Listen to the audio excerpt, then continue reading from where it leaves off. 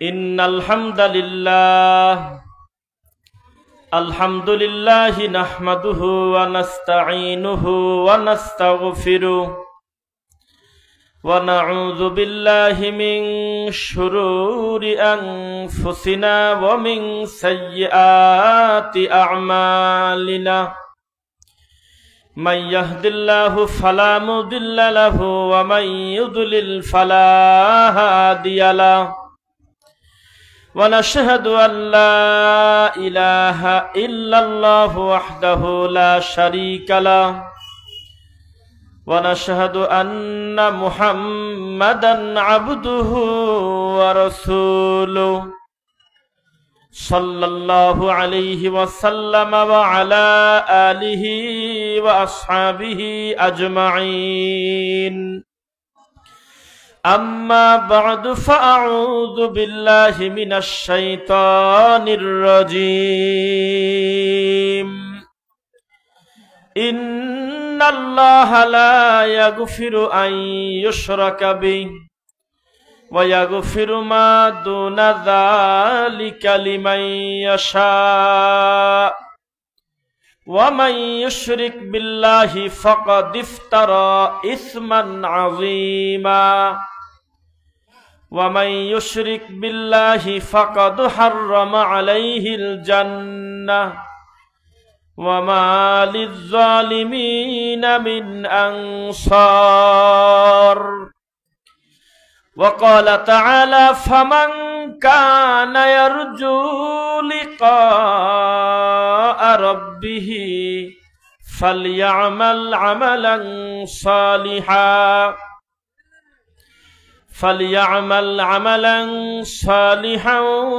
ولا يشرك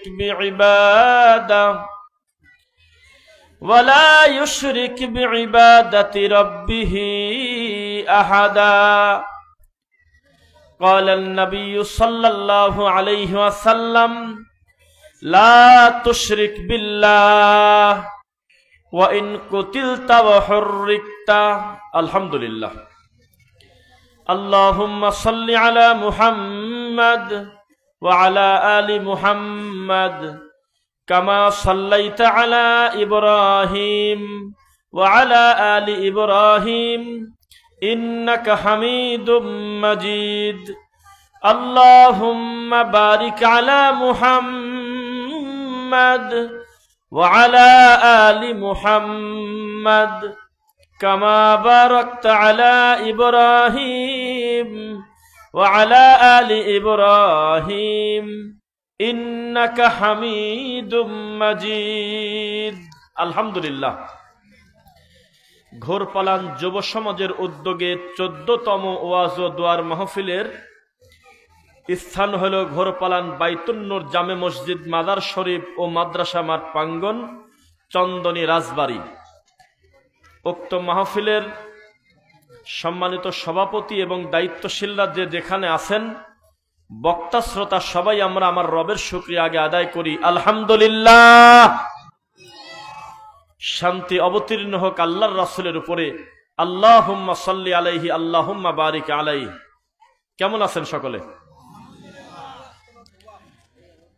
আমি যখন দুনিয়ার সবচাইতে দামি দরুদ মুখ দিয়ে পড়লাম, তখন কিন্তু আপনারা পড়েন নাই, দুই একজন বাদে।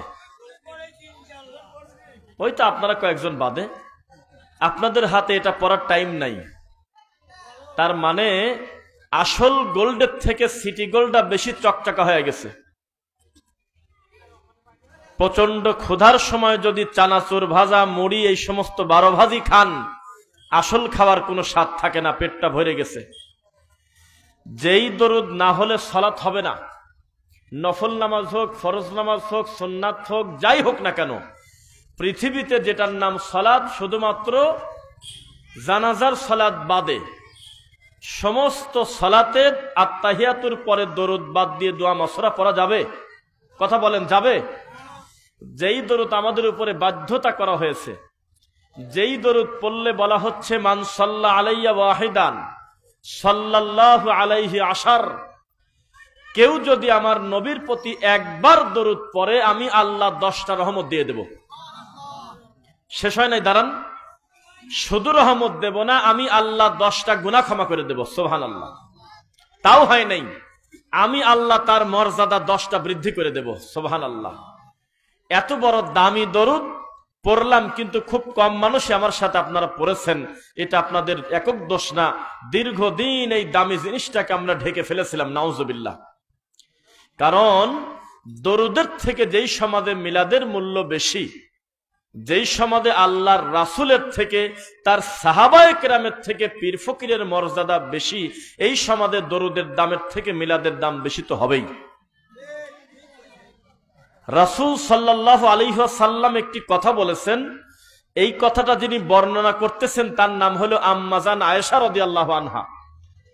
তার থেকে বেশি শিক্ষিতা মহিলা মানুষ আল্লাহর মাটির উপরে নাই। বোঝা যাচ্ছে? তিনি বলেছেন, মান আমিলা আমালাল লাইসা আলাইহি আমরুনা ফাহুয়া রাদ। কেউ যদি কোনো আমল করে যেই আমলটা আগে ছিল না, মানে আমার স্বামী মুহাম্মদ সাল্লাল্লাহু আলাইহি ওয়াসাল্লামের ছিল না, সাহাবায়ে কেরাম এই আমল সম্পর্কে জানে না, এমন আমল যদি কেউ করে ফাহুয়া রাদ্দুন, সেটা যতই ভালো হোক সেটা প্রত্যাখ্যাত, সেটা বাতিল। তাহলে ইবাদত করতে দলিল লাগবে কিনা বলেন? আল্লাহ রাব্বুল আলামিন তিনি হলেন একক সত্য মালিকানার অধিকারী। কোন মাখলুককে কেউ যদি আল্লাহর সাথে মিলায়ে ফেলে সে কাফের। কেউ যদি বলে মুহাম্মদ আল্লাহর নূরের থেকে আসছে, মুহাম্মদ হলো আল্লাহর নূরে তৈরি, তাহলে সেটা মুসলমান থাকে না। কেউ যদি বলে যে মুহাম্মদ সাল্লাল্লাহু আলাইহি ওয়াসাল্লাম আল্লাহর মতো গায়েব জানে, তাহলে সেটা কাফের। কেউ যদি বলে আল্লাহ উপরে থাকবে কেন, আল্লাহ হলে আমার কলবে, তাহলে সেটা মুসলিম থাকে না। কেননা 20 নম্বর সূরা, সূরা তাহা, আয়াত নাম্বার 5, আর রহমান আলাল আরশি ইস্তাওয়া, আমি রহমান, আমি থাকি আরশের উপরে। সুবহানাল্লাহ। কেউ যদি মনে করে যেদিক তাকায় সেদিকে আল্লাহ আছে, এটার নাম আরবিতে শিরক। আরবিতে কি? হিন্দুদের একটা বিশ্বাস, যেটা নড়াচড়া করে সেটাও ভগবান, যেটা নড়াচড়া করে না সেটাও ভগবান। কি দলিল দেখেন, তারা বানরকে পর্যন্ত রব মনে করে। জানেন বানরের পূজা হয়, করে। সুতরাং সাপ পূজা করে, যাতে বাড়িতে সাপ না ঢোকে, তার জন্য একটা ভিন্ন দেবতা রাখা আছে, তার নাম হলো মনসা দেবী। প্রত্যেকটা ডিপার্টমেন্টের জন্য তারা আলাদা আলাদা ভগবান তৈরি করেছে। যেমন আপনি মনে করেন আমাদের এই রাজবাড়িতে একটা পীর সাহেব খুব প্রতিষ্ঠিত, নাম করা, কিন্তু নদীর ওই পার আমাদের পাবনার লোক এই পীরকে খুব একটা চেনে না, হতে পারে কিনা? আবার পাবনাতে একটা পীর প্রসিদ্ধি লাভ করে ফেলেছে, সিরাজগঞ্জের লোক খুব একটা জানে না। আবার সিরাজগঞ্জে একটা লোকের প্রায় হাজার হাজার লক্ষ মুরিদ, কিন্তু বগুড়ার লোক খুব একটা তার চেনে না, হতে পারে কিনা? তার মানে এক একটা পীরের এক একটা জায়গায় মার্কেট ভালো, বাজার ভালো, আছে কিনা? দেখেন এই রাজবাড়িতে একটা আশ্চর্য একটা পাপ চলে, যার প্রমাণ দিতে যদি না পারি আমাকে বেঁধে রাখবেন, এর থেকে বড় কথা হয়? আর যাদের হাতে অ্যান্ড্রয়েড ফোন আছে, আমার ভাইয়েরটা সহ, তাদের জন্য আরো সহজ হবে সার্চ দেওয়ার সাথে সাথে। আপনি কত বড় ধাক্কা খাবেন তা আমি জানি না, যেহেতু আমার বিষয় দেওয়া হয়েছে শিরক বিদআত, তাই তো? হ্যাঁ, শিরক বিদআত। তা আমি এটা শিরকটা আগে বলি, বিদআতটা পরে বলবো ইনশাআল্লাহ। তো এটা একটা আশ্চর্য জেলা, যেই জেলাতে অমুসলিমের কাছে মুসলমান মুরিদ হয়। বলে একটু থামলাম, একটু ভাবেন। প্রমাণ না দিয়ে বলছি বেঁধে রাখবেন আমাকে। যিনি অমুসলিম তার কাছে এই আপনার জেলার রাজবাড়ির মুসলমানরা যা মুরিদ হচ্ছে, যদি প্রমাণ দিতে না পারি বেঁধে রাখবেন। অমুসলিম, তিনি মুসলিম না। তিনি নাম নিচ্ছে হলো কাদেরিয়া তরিকার লোক। তিনি বলতেছে আমি কাদেরিয়ার, কিন্তু আমার এই দুই কান দিয়ে মুখামুখি তার ভিডিও আমি দুই চোখ দিয়ে দেখেছি, ওই লোকটা বলতেছে আল্লাহ আর মুহাম্মদ আলাদা কেউ না, কি শুনছেন না? তা সাক্ষী আছে, আমার দোষ কি? উনি বলতেছে আল্লাহ যখন উপরে থাকে তখন আল্লাহ আহাদ, ওই একই আল্লাহ যখন নিচে আসে সেই আল্লাহই হয়েছে মুহাম্মদ। নাউজুবিল্লাহ। বোঝা যাচ্ছে? এটা কি ছোট শিরক না বড় শিরক? কেউ যদি তার রবকে ভাগ করে, কেউ যদি তার আল্লাহর ক্ষমতাকে মানুষের সাথে তুলনা করে মিলায়ে ফেলে, সেটা কি মুসলিম থাকে? সেই লোকটার মুখে দাড়িও নেই, দেখছেন নাকি? আমি তাজ্জব হয়ে গেলাম রব্বুল আলামিন, এটা একটা আশ্চর্য জাতি, আশ্চর্য মানুষ আমরা। আমরা স্বীকার করতেছি আল্লাহ তুমি ছাড়া কোনো রব নাই, অথচ আমরা মুরিদ হচ্ছে একটা অমুসলিমের কাছে। 3, ওয়াল্লাহি আল্লাহর কসম, এই দেশে যারা শিরকের বীজ বপন করে নিরীহ মানুষকে যারা ঈমান হারা করে, তারা এই নিরীহ মানুষের কাছে ইমোশন পাওয়ার জন্য, সেন্টিমেন্ট কাজে লাগার জন্য একটা শব্দ ব্যবহার করে, ভারত থেকে এসে বলে হলে আমরা নবীর বংশ, বলে হলে আমরা আওলাদে রাসূল। অথচ এই জাতি এখনো পর্যন্ত বোঝে না তারা কত বড় জাহেল, এত বড় একটা ধোঁকাবাজ কিভাবে তারা মেনে নিল। আরে বাঁশের কঞ্চি দিয়ে পানি পড়ছিল বেশ কয়েক বছর আগে, যেভাবে চেতন পাইছে তাড়াতাড়ি করে ছেলেকে উঠাইছে, ওঠো ওঠো আব্বা ওঠো, এদের বাঁশের কঞ্চি দিয়ে পানি পড়ছে, আমি কয়েক ফুট ধরে নিয়ে আইছি, তুমি খাও। চলে নাই কিছুদিন, 2 দিন পরে প্রমাণ হইল ওই কঞ্চি দিয়ে পানি শীতের দিন এমনি বাড়ায়। হ্যাঁ, এই রাজবাড়িতে সম্ভবত বেশ কিছুদিন আগে একটা বোতল বাবা বাড়াইছিল, আমাদের পাবনা থেকে ব্যাগ ভর্তি, বস্তা ভর্তি বোতল দিয়ে আল্লাহর কসম মানুষকে পাঠিয়ে দিয়েছে যে এটা আমার বোতাম, এটা আমার বোতল দিয়ে 1, 2, 3 লাল কালি দিয়ে চিহ্ন করে নাম দিয়ে এই বোতল বাবার কাছে আসছিল। সে কোথায় আছে এখন? তার মানে হুজুগে বাঙালি, এটা সত্য কিনা? ধর্মের নামে যা খাওয়াবেন তাই তারা খাবে। এখন যদি আমি বলি যে আপনাদের এলাকার মানুষ সবচেয়ে বেশি মূল্যায়ন করে তাদের যারা নিজেদেরকে দাবি করে হলো নবীর আওলাদ, তাদের, মিথ্যা বলা হবে? কিন্তু আমি যদি এই মঞ্চে প্রমাণ করে দিতে পারি আপনি নিজেও নবীর আওলাদ, এখন কি করবেন বলেন? আমি যদি এখানে প্রমাণ করতে পারি যে হিন্দুরাও নবীর আওলাদ, তা আপনি কি করবেন? আমাকে উত্তর দেন। আদম আলাইহিস সালামের একটা নাম আছে, আপনাদের কি জানা আছে কিনা? আবুন নাস, বোঝেন না? আবুন নাস শব্দের অর্থ মানুষের আব্বা। তো মানুষ কিন্তু ফেরাউনও। কেউ যদি বলে ফেরাউন মানুষ না, তাহলে আপনি ভুল বললেন, মানুষ হবে না কেন? মানুষ, কিন্তু ভালো মানুষ না, এই কথা আপনি বলেন। কেউ যদি বলে যে আবু লাহাব মানুষ না, তাহলে সে মিথ্যুক। অবশ্যই তিনি মানুষ, তবে ভালো মানুষ না, এই তো কথা। তা আবুন নাস বলে আল্লাহ তাকে উপাধি দিয়েছেন, মানে তোমার থেকে ডেলিভারি হয়ে কিয়ামত পর্যন্ত যত নবী রাসূল মানুষ যাই আসবে প্রত্যেকেরই তুমি আব্বা। একজন বড় আলেম একটা কথা বলেছিল, আমরা খারাপ জিনিস দিয়ে উদাহরণ দেই না, জীবনে কোনোদিন আমাদের বক্তব্যে পাবেন না ওই খেলাধুলা নিয়ে, ওই নাচ গান নিয়ে, ওই ড্যান্স নিয়ে, ওই হিন্দি গান নিয়ে, ওই নায়ক নায়িকা নিয়ে আয়েশা ফায়েশা যুক্তি আমরা দেই না। তবে একটা আলেম মানুষের কথা আমি নকল করব, সে আলেম হলো বড় আলেম। তিনি সম্ভবত তার বয়স হবে প্রায় 70-এর কাছাকাছি।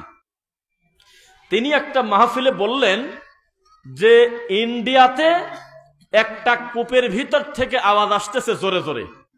আগে তো কুয়া ছিল, নাকি বলেন? কুয়া ছিল, ওযু করতে, গোসল করত প্রায় গোটা এলাকার মানুষ, গোটা এলাকার মানুষই কিন্তু কুয়ার পানি দিয়ে আগে পানি খেত, গোসল করত, ওযু করত, তাই না? কুয়া ছিল, কুয়া ছিল। তো সেই কূপের ভিতর থেকে জোরে জোরে আওয়াজ আসতেছে, কেউ কি নাই আমাকে বাঁচাবে, কেউ কি আসো, আমি ডুবে যাচ্ছি। কিন্তু খুব একটা গুরুত্ব পেল না, চিৎকার দিয়ে বলতেছে, আমি নবীর আওলাদ, নবীর ছেলে ডুবে যাচ্ছে, তোমরা কি কেউ বেঁচে আছো?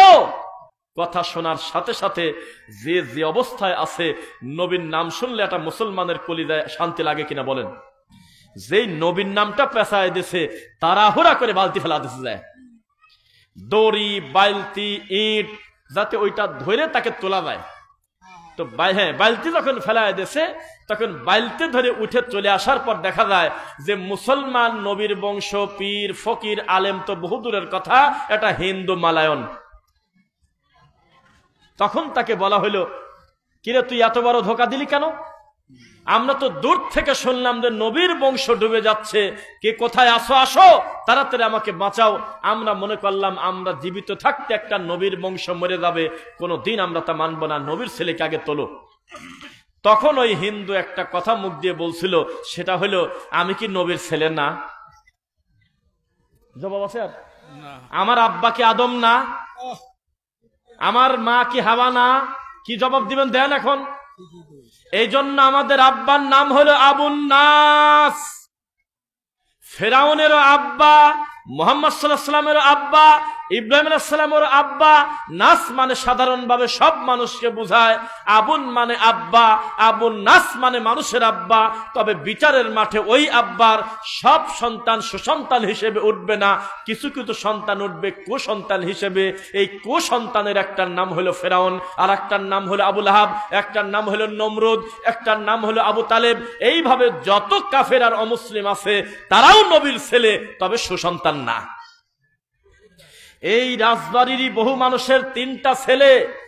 একটা ছেলে 2 বেলা ভাত খায় না, 2 বেলা গাঁজা খায়, 1 বেলা ভাত খায়। ডানে যদি যেতে বলে বামে যায়। পড়াশোনা করতে বললে ছেলেটা করে না, গান বাজনা শোনে, বাপমার কথা অমান্য করে, হারাম খাদ্য খায়, নেশা খায়, তারপরে বিভিন্ন ভাবে নেশায় যুক্ত। আর ওই একই বাপের আর একটা ছেলে নামাজ পড়ে, ভালো ছেলে। ভালো না? খুব সুসন্তান। এখন আপনি কি ব্যাখ্যা দিবেন? যেই ছেলেটা গাঁজা খায় সে কি তার বাপের ছেলে না? কথাই বোঝে না। নূহ আলাইহিস সালামের যেই ছেলে নৌকাতে উঠলো না, ডুবে মরে গেল, সে কি নূহ নবীর ছেলে না? ছেলে হওয়ার পরেও বলতেছে ইন্নাহু লাইসা মিন আহলিক, হে নবী এটা তোমার সন্তান না তা বলি নাই, তবে তোমার পরিবারের অংশ হওয়ার যোগ্যতা হারিয়ে ফেলেছে। সন্তান হিসেবে দায়িত্ব থাকলেও ঈমানগত কারণে সে মানুষই না, আপনি তাকে নৌকায় উঠাবেন না। আবু লাহাবের মুসলমান ছেলে পরবর্তীতে কালেমা পড়ে মুসলমান হয়েছিল। এটা ভালো না খারাপ? কথা বলেন, ভালো না খারাপ? লিল্লাহি তাকবীর। তাই বলবো তোমার আব্বা ধ্বংস হোক, কিন্তু ছেলে হিসেবে তোমার এই কথা বলার দরকার নাই, তুমি এই সূরাটা বাদ দিয়ে রাখো। বলছো কোনোদিন? তার মানে বোঝা গেল ঈমান আনার পরে দিনের ব্যাপারে বাপকেও ছাড় দেওয়া যাবে না, দিনের ব্যাপারে মাকেও ছাড় দেওয়া যাবে না, দিনের ব্যাপারে সন্তানকে ছাড় দেওয়া যাবে না, দিনের ব্যাপারে কোন ধরনের কোন আপোষ নাই ইনশাআল্লাহ। শিরকের ব্যাপারে কোন আপোষ নাই। একটা লোকের গলায় তাবিজ ঝুলতেছে, মুসলমান হিসেবে আপনার ইমানের দায়িত্ব তাকে সালাম দিয়ে আদবের সঙ্গে বলা, ভাই এই তাবিজটা খুলে ফেললে কতই না ভালো হতো, এই তাবিজ নবী দেয় নাই, সাহাবায়ে কেরাম দেয় নাই, এটা কোরআনকে অপমান করা। তাবিজটা খুলে ফেলে সূরা ফাতিহাটা পড়েন না কেন? ইখলাস পড়েন, ফালাক পড়েন, নাস পড়েন, আয়াতুল কুরসি পড়েন, বাকারা শেষ 2 আয়াত পড়েন, রাতে সূরা মুলক পড়েন। এগুলো পড়লে আল্লাহ কল্যাণ দেয়, এগুলো কেটে গলায় নিলে কোনো কল্যাণ নাই। রাগ করতেছেন মনে হয়? আমি কি শিরকের ব্যাপারে বক্তব্য দেব? যদি আপনারা যদি রাগ করেন যে কেমন কেমন কথা কয়, মেলে না। শিরক বড় মারাত্মক পাপ। হে আদম সন্তান, তোমার পাপ হতে হতে হতে হতে আকাশ জমিন যদি পূর্ণ হয়ে যায়, আর তোমার পাপের ভিতরে যদি কোনো শিরক না থাকে, আমি আল্লাহ চাইলে নিজ গুণে তোমার সব পাপ ক্ষমা করে দেব। কিন্তু যদি শিরিক থাকে, ওমা ইউশরিক বিল্লাহ, তুমি যদি আমি আল্লাহর সাথে শিরিক করে ফেলো, ফাকাদ হাররামা আলাইহিল জান্নাহ, তুমি নিজের উপরে জান্নাতকে হারাম করলে, এই জান্নাত তোমার কপালে হবে না। ওমা লিজ জালিমিনা মিন আনসার, বিচারের মাঠে বহু বিপদগ্রস্ত মানুষ ভালো মানুষের কিছু কল্যাণ পাবে। এক, কোরআন মাজিদ দাঁড়িয়ে যাবে, আল্লাহ তার পাপ নাই এ কথা বলবো না, তিনি মানুষ, তার ভুল ভ্রান্তি আছে, তবে আমাকে তেলাওয়াত করছে, আমি কোরআন তোমার কাছে সাক্ষী দেই, তুমি তাকে ক্ষমা করে দাও। এই আঙ্গুলের কর, এই কর বলবে, আল্লাহ এই লোকটাকে ক্ষমা করে দেওয়া যায় কিনা বলেন, আমি সাক্ষী আছি, আমার এই কর দিয়ে দিয়ে বলছে সুবহানাল্লাহ, আলহামদুলিল্লাহ, আল্লাহু আকবার, লা ইলাহা ইল্লাল্লাহ, আল্লাহ আপনি তাকে ক্ষমা করে দেন। কিন্তু এই কথা বলবেন আল্লাহ, ওই বাঁশ কোনো সময় ডেকে বলবে না, খুঁটি কোনো সময় ডেকে বলবে না যে পীর সাহেব যখন ইল্লাল্লাহ ইল্লাল্লাহ জিকির করতো আমরা এই বাঁশে লাফ দিয়ে দিয়ে উঠতাম, এ কথা বলবে না। এটা শয়তানি, এটা ধোঁকা। কিন্তু আল্লাহকে সন্তুষ্ট করার জন্য যদি কেউ তাসবিহ দানা হাতে করে, হাতে, আজকাল তো মেশিন বাড়াইছে, মানে কথা বলতেছি আর এই কট কট কট কট করে চাদরের ভিতর থেকে আওয়াজ হয়, কি ব্যাপার, কি হলো, এখন দেখি যে মেশিনে কটকট করে সুবহানাল্লাহ মারতেছে। জি না, হবে না, ডাইরেক্ট আল্লাহকে বলতে হবে সুবহানাল্লাহ, আলহামদুলিল্লাহ, আল্লাহু আকবার, লা ইলাহা ইল্লাল্লাহ। তবে এ কথা বলি নাই যে ওইভাবে তসবিহ পড়লে নেকি হবে না। তবে আমি বোঝাতে চাচ্ছি, আল্লাহর নবীকে যদি কেউ হুবহু অনুসরণ করতে চায় তাহলে তার নিজের আঙুলের কর গুনতে হবে। কেননা এভাবেই সাহাবায়ে কেরাম আমল করেছে। তখনও জয়তুনের ফল ছিল, তখনও বিভিন্ন কাটি ছিল। কোনো দিন নবী বলে নাই 100 বার কালেমা পড়ে একটা করে গিরি মারো। গিরি আছে নাকি আমাদের দেশে গিরি? যখন লোকটা মরে গেছে তখন তার বউ আর তার হলে শালি অথবা তার আত্মীয় স্বজন 10টা বড় বড় রশি ধরে দিচ্ছে আর বলতেছে আমার আছে হলে 10,000 কালেমা, ওর আছে 20,000, ওর আছে 15,000, ওর আছে 12,000। যদি 1.25 লাখ হয় তো একবারে কবরে ডেলিভারি দিয়ে দাও। জি না, এই কথা আল্লাহর নবী বলেন নাই। এটা শরীয়ত নিয়ে ঠাট্টা করা, মস্করা করা। যেই লোকটা আল্লাহকে ডাকবেন তিনি কল্যাণ পাবেন। তবে মানুষ মানুষের জন্য দোয়া করবে সেটা ভিন্ন কথা। তবে তসবিহ পড়ে জমা করে গিরি দিয়ে বেঁধে রাখার ভিতরে কোনো কল্যাণ নেই। কোরআন মাজিদ পড়লে প্রতি হরফে 10 নেকি, কিন্তু কোরআনটা পড়া শেষ করার পরে আমাদের পাবনা রাজবাড়ির লোক মনে করছে আমার এখনো খতম হয় নাই। কোরআন পড়ছি ঠিক আছে, খতম হয় নাই। খতম হবে হলো 5 কেজি জিলাপি দিয়ে 1000 টাকা দিয়ে মসজিদে মিলাদ দেব, ওই হুজুর আল্লাহর কাছে পাঠাবে, তাছাড়া যাবে না।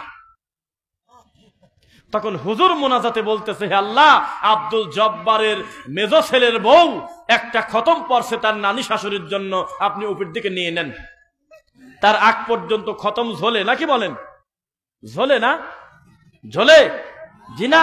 রব্বুল আলামিন বলতেছে, বান্দারে, শেষ রাত্রে মানুষ যখন ঘুমিয়ে থাকে তখন যদি তুমি একবার আমাকে বলো আল্লাহ আমি ঋণগ্রস্ত, তুমি আমাকে ঋণ থেকে পানা চাও, তোমার এই কথা শোনার জন্য আমি আল্লাহ প্রতিদিন রাতের 3 ভাগের 2 ভাগ পার হওয়ার পরে আমি প্রথম আসমানে নেমে আসি। সুবহানাল্লাহ। সেই মানুষ কিভাবে মনে করতে পারে আমি ডাকলে আল্লাহ শোনে না?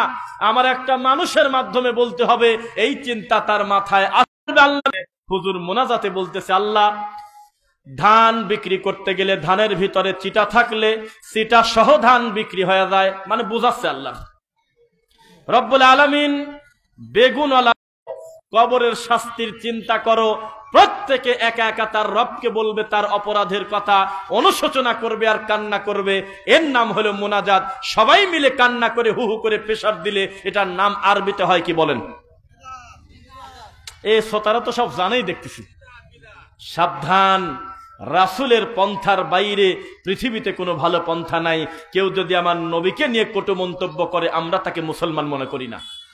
কেউ যদি রাসূলের নীতি অনুসরণ না করে অন্য কিছু ধরে নিয়ে এসে বলে এইটা হলো নবীর নীতি, সে নবীর উম্মত না। ফামান রাগিবা আন সুন্নতি ফালাইসা মিন্নি, নবী বলেছেন আমার সুন্নাহ নিয়ে যদি কেউ তামাশা করে সে আমার উম্মত থাকে না। আর আমি এখানে মিনিটে মিনিটে প্রমাণ করতে পারবো। তবে আজকে এক বৈঠকে এত সিরিয়াস কথা বলবো না, আপনি লোড নিতে পারবেন না। কিছু ভেঙে ভেঙে 2-1টা কথা বলবো, এখানে বসে প্রমাণ করা যায় এই জেলার মানুষের জন্য, আমার নিজের জেলা পাবনার মানুষের অধিকাংশ মানুষের কাছে নবীর থেকে পীর বড়। 1 ঘন্টা বক্তব্য দিচ্ছে পীর সাহেব, 50 মিনিট বক্তব্য দিচ্ছে তার দাদা, মেজো দাদা, নারী ভুড়ি, খেতা, বালিশ, অমক ঠাকুর, অমক লোয়া হুজুর, সাইদে হুজুর, কিসের সাথে কি বদনা দিয়ে বাগমারা, জায়নামাজের উপর দিয়ে চলে যাওয়া, ফু দিয়ে বোতল ফাটানো, কাঁচা কলা পাকি গেল, তারপরে ওই দৌলত দিয়া ঘাটটা পার হলাম জায়নামাজ দিয়ে, উল্টা পাল্টা নোংরা রামায়ণের গল্প দিয়ে গোটা মাঠটা পূর্ণ করে দিল। একটা বার আমার নবীর নাম নিয়ে 20 মিনিট বক্তব্য দেওয়ার কপাল তার নাই। নিয়ে আসেন বক্তব্য, যদি মিথ্যা বলে আমাকে ধরেন। আশেপাশে বক্তব্য হয়, রাসূলের বিরোধিতা করা হয়, শুধু বাপ দাদার গল্প, দাদা কি করছে, বাবা কি করছে, কাকা কি করছে, এই নোংরা গল্প হয়, যার কোনো সায়েন্টিফিক ব্যাখ্যা নাই। এই 2024 সালে হুজুর বক্তব্য দিচ্ছে, আব্দুল কাদের জিলানীর একটা খাস মুরিদের বউ মরে গেল। আব্দুল কাদের জিলানীর কাছে গিয়ে বলতেছে, হে আমার পীর কাবলা, আপনি আমার বউ এনে দেন। আমার 3টা বাচ্চা এতিম কান্না করে, আমার বউকে একটু আগে আজরাইল নিয়ে গেছে, অথচ তার নাম আজরাইল না, তার নাম মালাকুল মাউত। মালাকুল মাউত একটু আগে জান কবজ করে নিয়ে গেছে। আব্দুল কাদের জিলানী দেখলেন তার চেহারার দিকে তাকিয়ে লোকটা নিঃস্ব হয়ে গেছে, প্রচুর পরিমাণে কষ্টে ভেঙে পড়েছে। এর সামনে যদি কারামত না দেখানো যায় তাহলে মুরিদগিরি থাকে না, পীরগিরি থাকে না, উনি কষ্ট পায়। তখন আব্দুল কাদের জিলানী বলল, শোনো, কত সময় আগে তোমার বউ মরে গেছে, বলে যে আপনার কাছে আসতে যত টাইম লাগছে মিনিট 20 হবে। তখন আব্দুল কাদের জিলানী বললে, একটু দাঁড়াও, কত দূর গেছে আমি আগে ধরে নেই। নাউজুবিল্লাহ পড়লেন না। তখন মালাকুল মৌতের পিছনে পিছনে রওনা দিল, দৌড়াতে দৌড়াতে ডাকতেছে, এ আজরাইল দাঁড়াও। আজরাইল বলতেছে, সময় নাই, তুই ডিস্টার্ব করিস না, চলে যা। মানে দাদা নাতির দাড়ি টানাটানি চলতেছে। কি শয়তান এখন দেখেন আপনি। তারপরে বলতেছে যে দাঁড়াও, খালি একটা রুহ দিয়ে যাও, বাকিগুলি নিয়ে যাও। কয় যে না, পারবো না, আমি আল্লাহর হুকুমের বাইরে কিছু করতে পারি না। কিছুতেই যখন মানে না, তখন আব্দুল কাদের জিলানী হাতটা লম্বা করে জোরে করে একটা থাবা দিলেন। ওই থাবা পাওয়ার পরে ওই দিন যত মানুষ দুনিয়া থেকে মারা গেছে প্রত্যেকটা মানুষের রুহ ছিল একটা ব্যাগের ভিতরে। জোরে করে থাবা দেওয়ার কারণে ব্যাগটা ফাটিয়ে গেছে। ফাটিয়ে দেওয়ার পর মোট রুহ বাড়া গেছে। তোর মুসল্লিরা বলতেছে সুবহানাল্লাহ। তারপরে বলতেছে, এই যে যারা ছুটে ছুটে পড়ল তারা কিন্তু এক জায়গায় পড়ে নাই, বিভিন্ন জায়গায় পড়েছে। আফগানিস্তানে যেটা পড়ছে সেটা হয়েছে বায়েজিদ বোস্তামি। তারপরে বাংলাদেশের সিলেটে যেটা পড়ছে সেটা হলো শাহজালাল। তারপরে চট্টগ্রামে যেটা পড়ছে সেটা হলো ল্যাংটা। তারপরে কুষ্টিয়া যেটা পড়ছে সেটা হলো লালন। এইভাবে উনি ভেঙে ভেঙে বললেন, নীলফামারী সৈয়দপুরে একটা সোতাও জুতা খোলে নাই, একটা সোতাও বলল না যে পাগল বলে কিরে মুখ দিয়ে। সবাই বলতেছে আল্লাহু আকবার। এইরকম নোংরা কথা কোনো রামায়ণে নাই। প্রায় এই জাতি একটা পর্যায়ে চলে এসেছিল ডক্টর জাকির নায়েকের বক্তব্যের মাধ্যমে। ইসলামের মূল সৌন্দর্য কি? আলহামদুলিল্লাহ। এই হুজুররা কত বড় নিমক হারাম। এই পৃথিবীর 6টা অমুসলিম রাষ্ট্রে এই লোকটার ঢোকাই নিষেধ। সেই লোকটার নাম দিয়েছে উনি নাকি ইহুদি খ্রিস্টানের দালাল। এখনো পর্যন্ত লোকটা নিজের মাতৃভূমিতে আসতে পারে না। ডক্টর জাকির নায়েক, তাকে প্রশ্ন করা হলো যে আপনি কি বাংলাদেশে আসবেন কিনা, তো উনি হাসলেন আর বললেন, আমার মনে বড় আশা, কিন্তু যাই কিভাবে। পরনে আছে প্যান্ট, এইরকম একটা মানুষকে নিয়ে তুমি এমন খেদমত নিচ্ছ। আল্লাহ, তিনি যখন বক্তব্য দিচ্ছে মানুষজন পিছনে কামড়া কামড়ি করতে দালাল। আপনি বলেন, একটু আগে আব্দুল কাদের জিলানীর নামে যে মিথ্যা গল্প আমাদের সমাজে আছে, দাদা হুজুরের কলা, কাঁচা কলা পাকার গল্প যেভাবে চলে, এই মিথ্যা গল্প কি আমার এই ভাইকে খাওয়াতে পারবেন? চট করে ধরে ফেলবে। এটা কিভাবে মিলতে পারে? এর কোনো সায়েন্টিফিক ব্যাখ্যা নাই। আমাদের ধর্ম তো জাদুকরি ধর্ম না। চিৎকার দিয়ে হুজুর বক্তব্য দিচ্ছে, মনসের পাগলকে চেনেন? কয়দিন না, কইলে উনি হলো সেই বড় আল্লাহর ওলি যে আল্লাহর প্রেমে ডুবে গিয়ে বলতো আমি আল্লাহ। যেই লোকটাকে জেলখানাতে বন্দী করা হলো, জেলখানাকে খুঁজতে গিয়ে দেখা গেল যে মনসের নাই, জেলখানাও নাই। এ কোন জ্বালা! পরের দিন এসে দেখে মনসের আছে, জেলখানা নাই। কিভাবে কিভাবে মিলালো? আর একদিন বলল যে জেলখানা নাই, জেলখানা আছে, কিন্তু তুমি নাই, এটার ব্যাখ্যা কি? তখন মনসের পাগল বলল, সেদিন গেছিলাম আমি আল্লাহর কাছে দেখা করতে, আজকে আল্লাহ নিজেই আমার কাছে দেখা করতে চলে আসে। ও মনসের, হজ করছো কয়বার? মনসের জবাব দিল, আমি প্রায় প্রতিদিনই হজ করি। শুনছেন কথা? কিভাবে? কয় যে প্রতিদিন যখন রাতটা গভীর হয় তখন আল্লাহ নিজে কাবা ঘরটা আমার মুখামুখি নিয়ে আসে, আমি দেখে দেখে হজ করে নেই। এইরকম রামায়ণের গল্প চলে আমাদের এই জেলাতে। অথচ যার উপরে কোরআন নাজিল হয়েছে, দুনিয়ার শ্রেষ্ঠ মানুষ, তার নামটা একটু মুখ দিয়ে পড়েন আপনারা।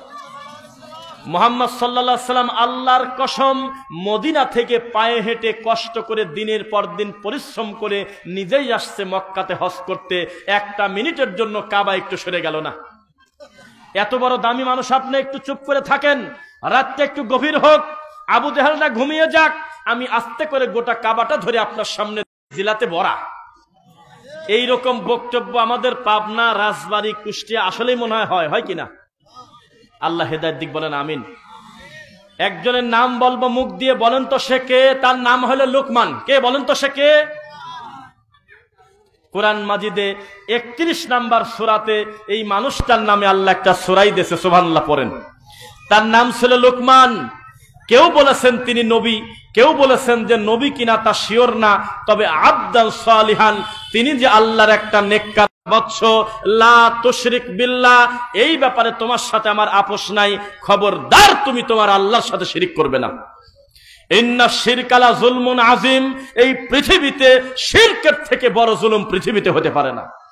যেই আল্লাহ তোমাকে বৃষ্টি দিয়ে ফসল ফলায় খাওয়ায়, যেই আল্লাহ আসমান থেকে বৃষ্টি দেয়, যেই আল্লাহ মাছ দেয়, যেই আল্লাহ হিন্দুকে পর্যন্ত পানি খাওয়ায়, হিন্দুকে পর্যন্ত রুজি দেয়, যেই আল্লাহ তোমার 5টা সন্তানকে খাওয়ায়, যেই আল্লাহ তোমাকে এত নিয়ামত দিল, দুনিয়ার কোনো মাইক্রোস্কোপ যন্ত্রে ওই পাওয়ার খুঁজে পাওয়া যাবে না।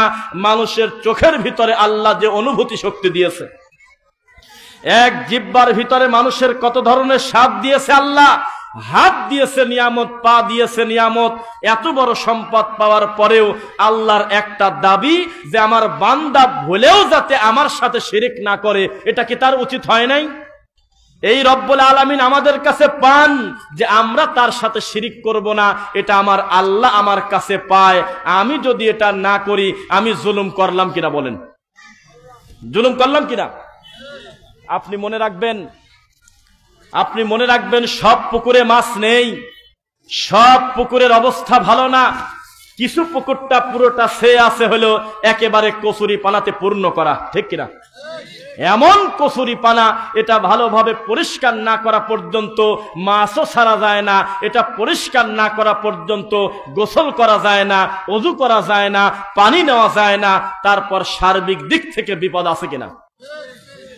এই কচুরি পানা নোংরা জিনিসের নাম হলো শিরিক, এর নাম হলো বিদআত। আপনি মনে করেন এই সমাজে যদি আল্লাহর রাসূলের মহব্বত পেতে চান, আল্লাহর সন্তুষ্টি অর্জন করতে চান, আপনাকে প্রথমে 2টা পাপ থেকে নিজেকে বাঁচতে হবে।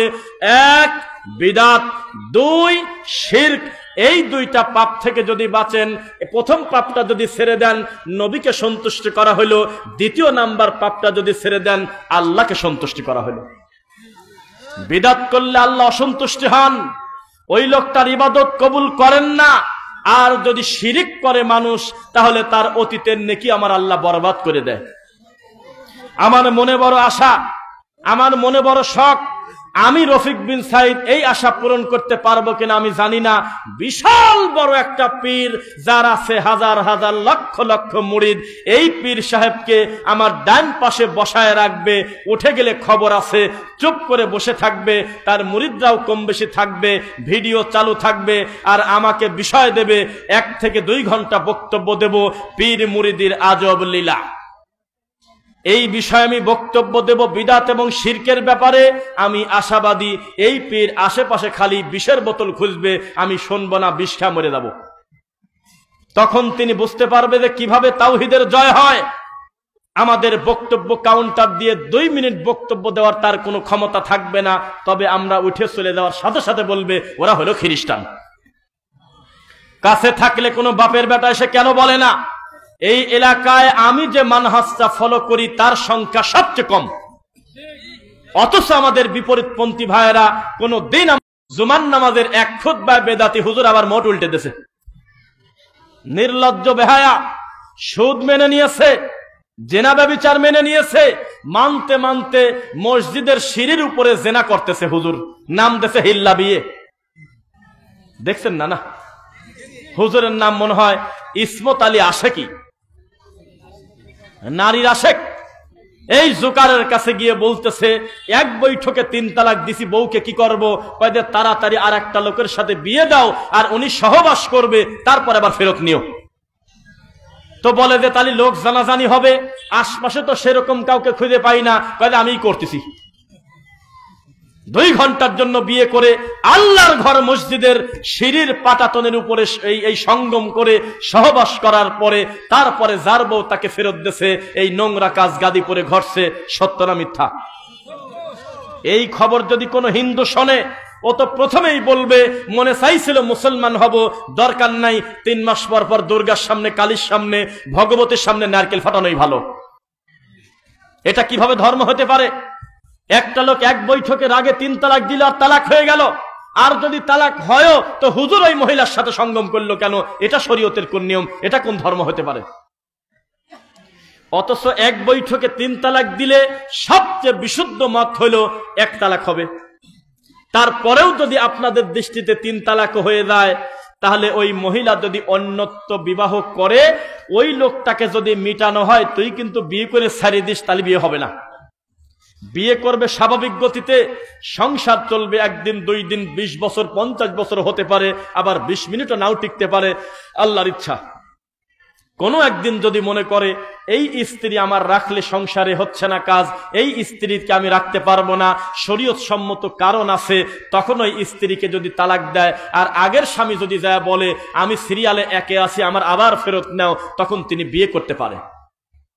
কিন্তু যদি তালাক দেওয়া লোকটা খালি মনে মনে ভাবে আহারে আমার গ্রামের লোকের বউ আমি আবার বিয়ে করলাম, ওকে আর কষ্ট দিয়ে লাভ কি, আমি আরেকটা ধরবো, 2 মাস পরে ছাড়িয়ে দেব, এটা বিয়ে হয় না। এই বুঝটা আল্লাহ তাদের দিল না। 1450 বছর আগে নবী বলেছেন হিল্লা বিবাহ হইল ভাড়া করা পাঠার মতো, এ কথা আমি বানাইছি। উমর রাদিয়াল্লাহু আনহু বলেছেন আমি যদি ধরতে পারি হিল্লা বিবাহর পুরুষকে, আমি যদি ধরতে পারি হিল্লা বিবাহ নারীকে, আমি 2 জনকে ধরে পিটাবো। শুনতেছেন? অথচ 1450 বছর পার হয়ে গেল, এখনো হুজুররা সেই জায়গায় পড়ে আছে, এখনো জাহেলিয়াতের যুগের নোংরা কাজ করে, এখনো আল্লাহকে চিনতে পারল না। রাগ করতেছেন মনে হয়? চেহারায় তো রাগ রাগ মনে হয় না, রাগ রাগ মনে হলে সারি দিয়ে চলে যেতাম সালাম দি। লিল্লাহি তাকবীর। কত সুন্দর, সবাই খুব বিনয়ী। আল্লাহ তুমি দিনের জন্য কবুল করো, আল্লাহুম্মা আমিন। বিদাতের ব্যাপারে বক্তব্য দিলে এখনো সে মাঠ হয় নাই, ওটা পরে দেখবো। আগে শিরিকের 2-4টা কথা বলে নেই। তাকান আমার দিকে। আমি আপনাকে জিজ্ঞাসা করলাম যে আপনি কেমন আছেন, আপনি আমাকে বলতেছেন যে এই কোন রকম আপনার 10 জনের দোয়ায় টানি টুনি আসি, এই কথা বলে না। আমি বললাম যে বাবাজি কেমন আছেন, তো বাবাজি বলতেছে কোন রকম চলতেছি টুকটাক করে। তার মানে আল্লাহ ভালো রাখতে চাচ্ছে না, ও জোর করে একরকম আছে।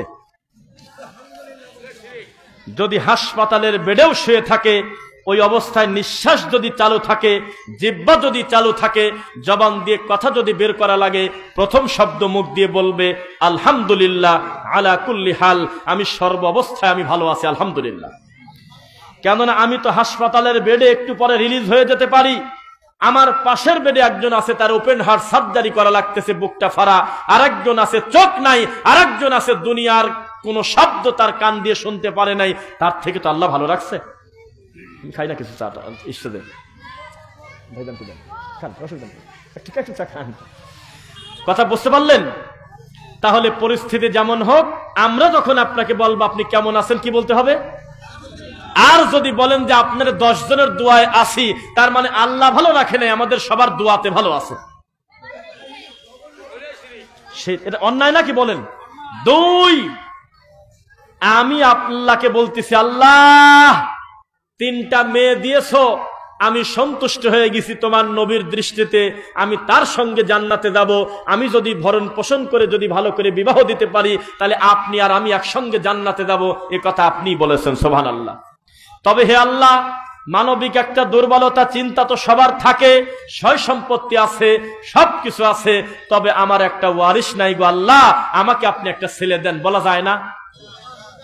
সেটা না করে শাহজালালের মাজারে চলে গেলেন, গিয়ে বললেন যে একে চাচ্ছেন আল্লাহর কাছেই, কিন্তু শাহজালালের মাজারের মুখামুখি গিয়ে বলতেছেন আল্লাহ কত জায়গায় গিয়ে মোনাজাত করেছি আপনি শোনেন নাই, আপনার আল্লাহর ওলির দোহাই দিয়ে আপনাকে বললাম আমার একটা মেয়ে দেন। তাহলে ও আর আবু জেহেল একই, একবারে কোনো কমবেশ নেই।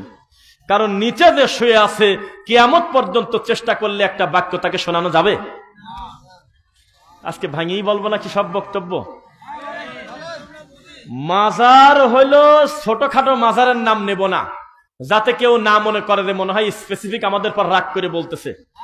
বাংলাদেশের সবচাইতে মরা পীরের মাজারের ভিতরে সবচেয়ে মার্কেট ভালো হলো শাহজালালের মাজার। সিলেটে যখন যাবেন দেখবেন মানুষের প্রচন্ড ভিড়।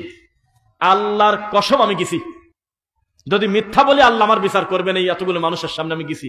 তবে বাড়ি থেকে যদি নিয়ত করতাম মাজারে যাব, আমার পাপ হইতো, আল্লাহর কসম পাপ হইতো। আমি গেছিলাম ফেন্সুগঞ্জ, নাম শুনছেন? সিলেটের ফেন্সুগঞ্জ, মল্লিকপুর, ইসলামপুর একটা মসজিদে জুমার খুতবা দিতে। আগের দিন রাত্রে আমরা গিয়েছিলাম ফ্লাইটে, দিনের বেলা যাওয়ার পরে রাতটা ছিলাম, থাকার পরে ফজরের সালাত পড়ে তখন কোভিড-19 চলে 20 সালের কাছাকাছি বা শুরুর দিকে, তখন আমি মুখে মাস্ক নিয়ে শীতের দিন একটু আটোসাটো করে ভিতরে গেলাম যাতে আমাকে কেউ চিনতে না পারে, কারণ ইতিমধ্যে আমার বেশ কিছু অ্যান্টিবায়োটিক মানুষের কাছে পৌঁছে গেছে।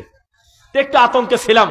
তখন আমি ফজরের সালাত পড়ে যখন যাই, আল্লাহর কসম করে বলতেছি আমি প্রথমে জুতা খুলি নাই, আমি স্বাভাবিকভাবে যাচ্ছি, কারণ ওটা মসজিদও না, মাদ্রাসাও না, কবরস্থানও না, কিছুই না, ওটা একটা মানুষের কবরের পাশে। কি তাও তো সব জায়গা তার কবর না, গেটে কি তার কবর?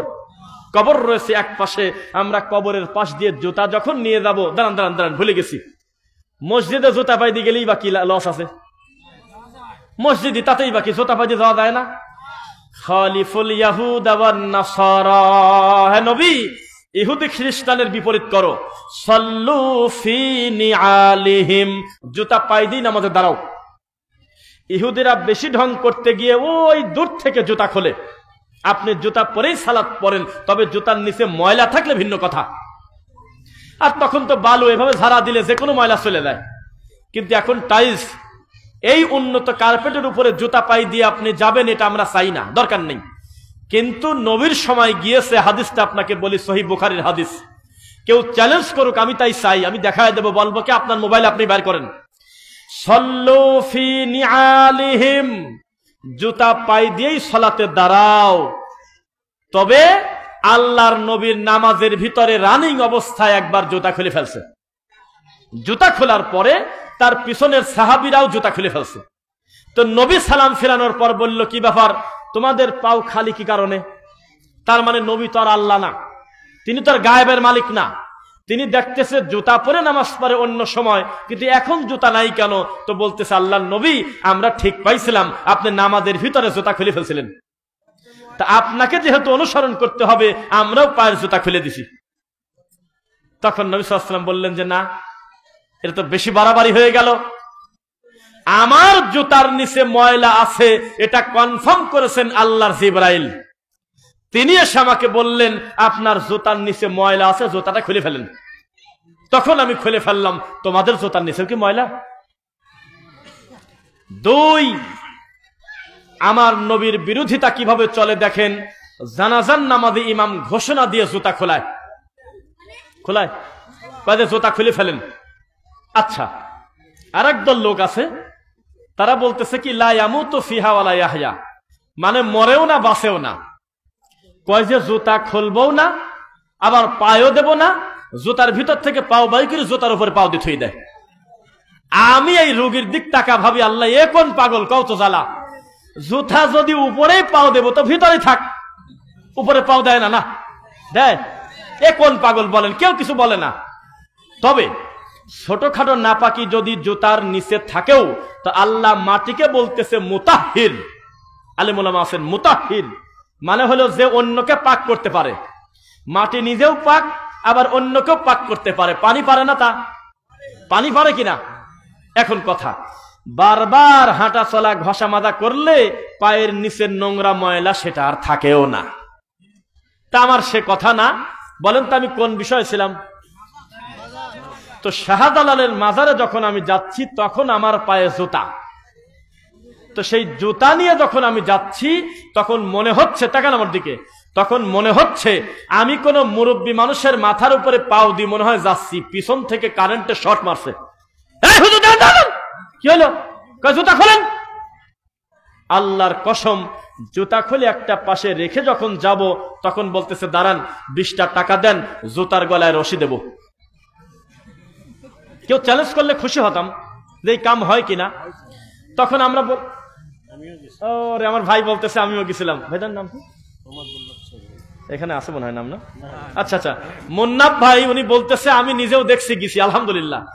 তা আমাকে বলতেছে এত সস্তা, এই জুতা এইভাবে রেখে গেলি থাকে?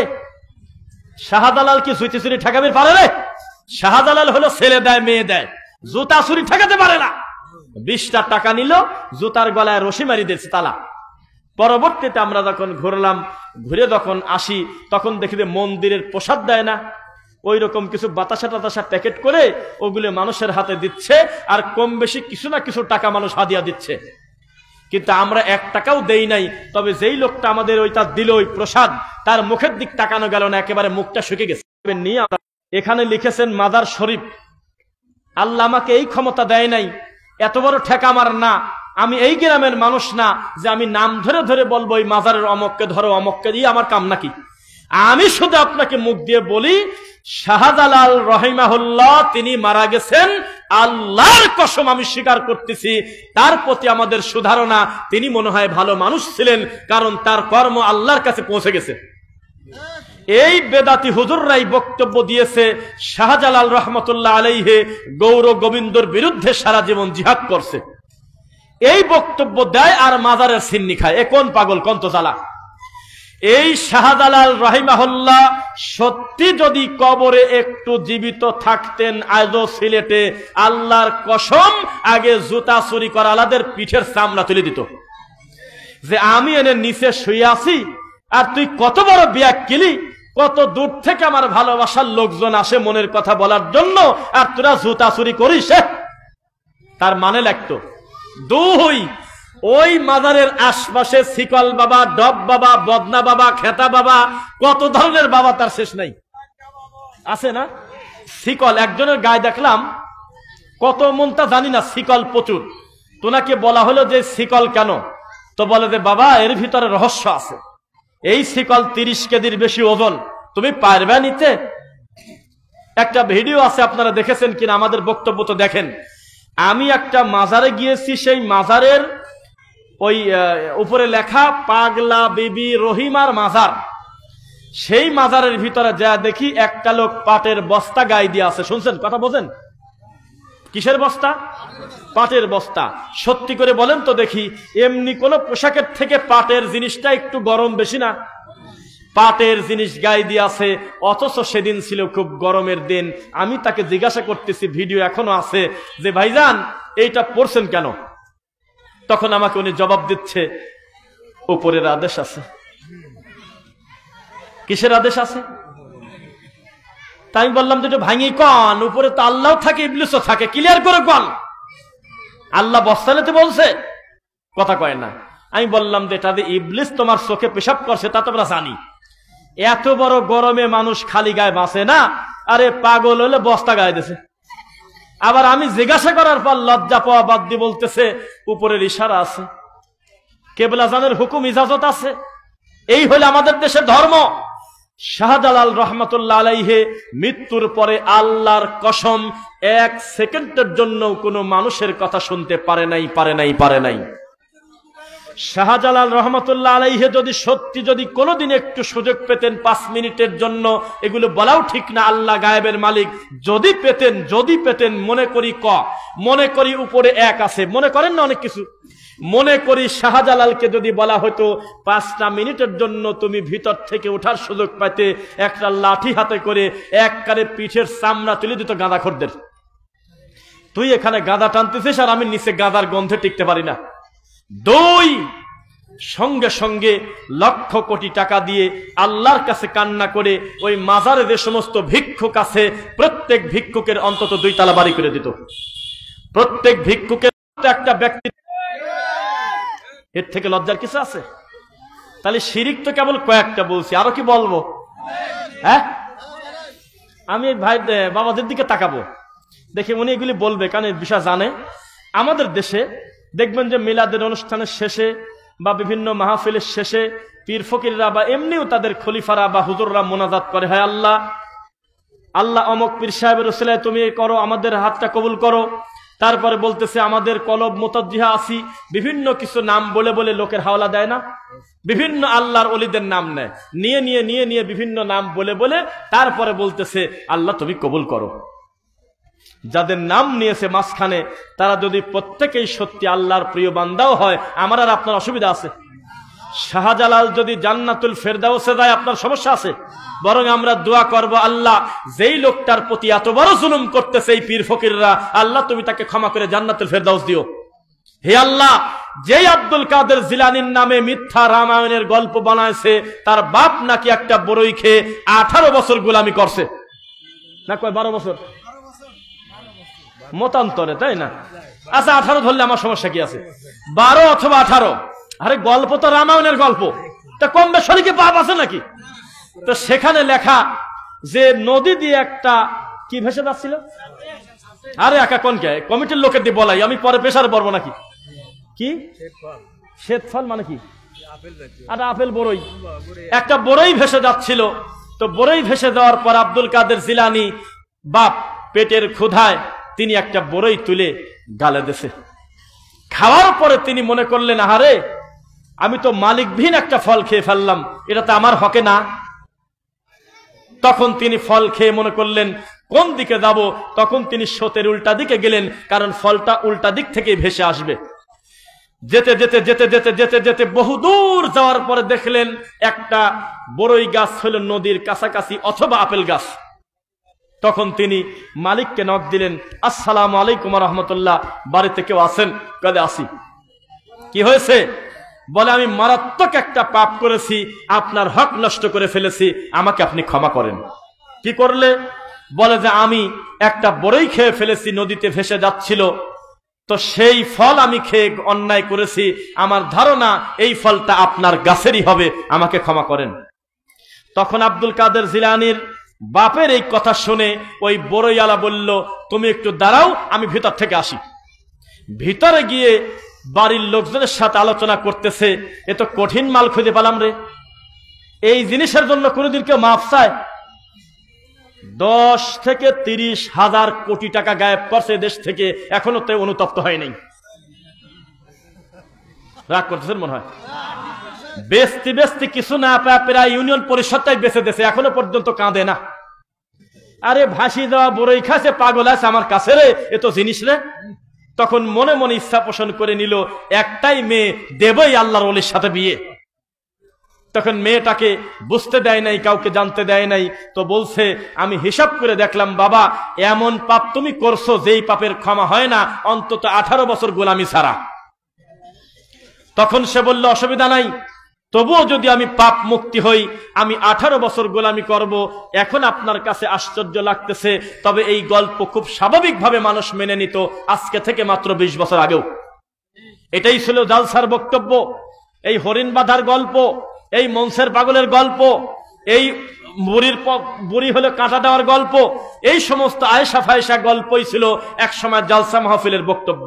নূহ নবীর কিস্তিতে পায়খানার গল্প, আয়ুব নবীর গায়ে পোকা লাগার গল্প, ইব্রাহিম আলাইহিস সালাম এবং ইসমাইলের কোরবানির সময় ছুরি কাটে না রে, জোরে করে মারছে ধাক্কা, ছুটে গিয়ে একটা বড় পাথরের উপর পড়ে পাথর 2 ভাগ হয়ে গেল। এই নোংরা গল্পই ছিল আমাদের দেশের ওয়াজ। তখন 18 বছর গোলামি করে, গোলামি করার পরে বলল, নাম কি ছিল আব্দুল কাদের জিলানীর বাপের? মুসা জঙ্গে। হ্যাঁ মুসা জঙ্গে, আমি সিদ্ধান্ত নিয়েছি আমার মেয়ের সাথে তোকে বিয়ে দেব। আমার মেয়েকে কি তুই দেখছিস? কাজে না, আপনি আমাকে দায়িত্ব দিয়েছেন এইগুলো পরিচর্যা করা, গোলামি করা, আপনার মেয়েকে দেখার দায়িত্ব তো আমার না। তোকে বলি আমার মেয়ে কিন্তু কঠিন কালো, আর বিয়ে না করলে তোকে আমি মাফ করব না। গোলামি করলে শুধু হবে না, আমার জামাই হতে হবে। 2 আমার মেয়ে বোবা, 3 আমার মেয়ে কানে শোনে না, 4 আমার মেয়ে চোখে দেখে না, 5 আমার মেয়ে একেবারে কোথাও চলাফেরা করতে পারে না, প্রতিবন্ধী। এমন মেয়েকে তুমি বিয়ে করবে কিনা বলো? কয়দে করব। অনেক কিসসা আছে। একটা মিথ্যা কথা সাজাতে তো ইবলিসের মাথায় তো কিছু মাল আছে। এত সুন্দর করে সিটি গোল্ড দিয়ে সাজাইছে, আসল সোনার থেকে চকচক করতেছে। এত সুন্দর করে প্রায় এই 3 মিনিটের ঘটনা আধা ঘন্টার মতো রাবারের মতো টাইনি হুজুর কয়ের খালি কানে হাত দিয়ে হু হু করে কাঁদে। আর এই রাজবাড়ির লোক কয় যে আল্লাহু আকবার। কি বুঝলো আল্লাহই জানে, অথচ গল্প তো রামায়ণের গল্প। এরপরে একটা পর্যায়ে বলল, বিয়ে তোকে দিয়ে দিলাম, বাসর ঘরে যায় দেখে পূর্ণিমার চাঁদের মতো এত সুন্দরী মেয়ে পৃথিবীতে হতে পারে না। তখন বিভিন্ন ব্যাখ্যা ট্যাখ্যা দিল। এবার আপনাদের কাছে আমার একটা প্রশ্ন, সমুদ্র অথবা চলন্ত নদীর পানিকে বলা হয় মাউল জারি, প্রবাহিত পানি। পানি কয় প্রকার? মাউল জারি, মাউল মুস্তামাল, মাউদ দায়েম। ক্লাস 8, 9 পড়ছে কেউ এরকম আছে মাদ্রাসায়? 7, 8, 6 মেশকাতুল মাসাবি নামে একটা বই আছে। আরো ফিকার বইতে স্পষ্ট লেখা আছে, 6 এরও ফিকাতে, 7 এর ফিকা, 8 এর ফিকা, পানি কত প্রকার। নাজাসাতের গল্প আছে ওখানে, ময়লা পরিষ্কার বিষয়ে, কূপের ভিতরে পড়লে হুকুম হবে কি, নদীর ভিতরে পড়লে হুকুম কি, ডোবার ভিতরে পড়লে হুকুম কি, টিউবওয়েলের ভিতরে কুত্তা পড়ে গেলে হুকুম কি, অনেক কথা আছে। তো এই চলমান পানি আছে না, এই চলমান পানি দিয়ে যদি কোনো খাবার ভেসে যায়, এটার কোনো মালিকানা হয় না। দুই, অতিরিক্ত ক্ষুধা লাগলে যদি কোনো হালাল জিনিস না থাকে, তাহলে মরা গরুর গোশত খাওয়া যায় আছে, শুকরের মাংস খাওয়া যায় আছে, তবে বেশি খাওয়া যাবে না। যেটুক খেলে মোটামুটি জান্ডা মাসে ওইটুক খেয়ে চলে যেতে হবে। কুরআন বলতেছে শুকর খাওয়া হালাল, যদি হারাম খাদ্য ছাড়া কোনো হালাল না থাকে ওটাই তুমি খাও। তো এত ক্ষুধা লাগলো, একটা বড়ই পর্যন্ত পানিতে ভাসা পচা বড়ই ধরে খাইলো, এটা পাপ হলো কিভাবে? কথাই তো বলতেছে শয়তানি গল্প। আর গাছ থেকে পড়ে যদি ওখানেই থাকতো ভিন্ন কথা, চলমান পানির উপরে ভেসে যাচ্ছে, কোনোদিন কোনো গাছের মালিক কোনোদিন দায়ী রাখবে না, জীবনেও বলবে না আমার একটা বড়ই কম আছে, মালিক নিজেও দায়ী রাখবে না। এমন একটা স্পষ্ট একটা সুন্দর ঘটনাকে নোংরামি করে, মিথ্যা করে, শুধুমাত্র একটা পীরের সিলসিলা ঠিক রাখার জন্য এই শয়তানি গল্প আমাদের দেশে আছে কিনা? এখানে কি কোনো হাফেজ সাহেব আছেন? কোরআনে হাফেজ আছে নাকি? আপনি খুঁজে বের করতেছেন, এমনি তো নাই না। আচ্ছা থাক, আমি একটি আয়াত পড়ি কোরআনের একটি অংশ। আউযু বিল্লাহি মিনাশ শাইতানির রাজীম। ওয়াল্লাহু আখরাজাকুম মিন বুতুনি উম্মাহাতিকুম লা তা'লামুনা শাইআ। একটু পানি দেন। কুরআন মাজিদে আল্লাহ বলতেছেন, আমি আল্লাহ তাদের মায়ের পেট থেকে বের করেছি, লা তা'লামুনা শাইআ, যখন তারা কিছুই জানতো না। শুনতেছেন? এই একটা মাত্র কারণে আমি জীবনে জালসা করতে গিয়ে মনে পড়ে না, হাজারের ভিতরে কোনো একদিন 20 সালে 21 সালে ভুলে হতে পারে, তবে মনে হয় বক্তব্যের ভিতরে সেটা না, সাইডে বসেছিলাম, কোন একটা বড় হুজুরের অনুরোধে খাইছিলাম। তাছাড়া স্টেজে জীবনে আমি কোনদিন চা খাইনি, কারণ পাবলিকের আবার গুরুত্ব কমে যাবে, কি বলেন? আর আমাদের দেশে তো চা খাওয়ার একটা দোয়াই আছে, হুজুর চা ধরে করছে আরো জোরে লা ইলাহা, চা খায়, মানে এটা হলো চা খাওয়ার দোয়া। আল্লাহর কালেমা পূর্ণ পড়ে না, ও কয় ইল্লাল্লাহ আর ও কয় লা ইলাহা। নাউজুবিল্লাহ, নাউজুবিল্লাহ, এটা উচিত না। পাবলিককে ভালোবাসতে হবে, এই জনগণকে মহব্বত করতে হবে, এদেরকে সম্মান করতে হবে, এদেরকে ভালোবাসতে হবে। কারণ অনেকেই আছে আমার আর আপনার বাবার বয়সী, অথচ নিচে বসে আছে কিনা? জালসার বক্তব্যের মাঝখানে হুজুর অন্তত 2-3টা চা খায়, হিন্দি গান নকল করে গজল কয়, খিলখিল করে হাসে, তারপরে আপনার বিড়ি খাওয়ার স্টাইল দেখায়, তারপরে কত ধরনের যে রঙ্গমঞ্চ জালসায় তার হিসাব নাই, আছে কিনা? এবার আপনাকে বলি, আব্দুল কাদের জিলানীর ব্যাপারে আমাদের এইখানে একটা প্রসিদ্ধ গল্প আছে যে তিনি মায়ের পেট থেকে কত পারার হাফেজ হয়ে আসছিলেন? কত পারা? আর মুহাম্মদ সাল্লাল্লাহু আলাইহি ওয়াসাল্লাম কত পারা নিয়ে আসছিলেন? 1 পৃষ্ঠা। আল্লাহর নবী নবুয়তি পাইছে কত বছর বয়সে? 40 সেকেন্ডও লাগে নাই, ডেলিভারি হয়েছে 18 পারা নিয়ে। কত দুঃখের কথা। এই নোংরা কথা আব্দুল কাদের জিলানী যদি বেঁচে থাকতে শুনতেন, পিঠের চামড়া তুলে দিত বাইরে। কয় কি রে পাগল? কয়দিন আগে থাক, কিছু লাগবে না, লাগবে না, ঠিক আছে, যান যান, বসেন, কোন দিক তাকাবেন না, আমার দিক তাকাবেন। মাওলানা মামুনুল হকের নাম শোনেন নাই?